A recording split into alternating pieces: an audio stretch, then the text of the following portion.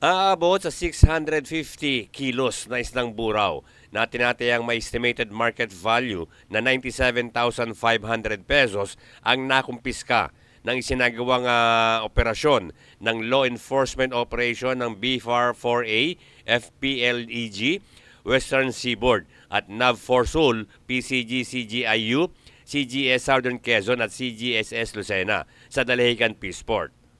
Ayon kay Alan Casillo, Chief Fishing Regulations Officer ng Division B4 Calabarzon, tinakbuhan at inabandonan ng mga may-ari ang nasabing mga kumpiskadong isda sa takot na managot sa batas at makulong.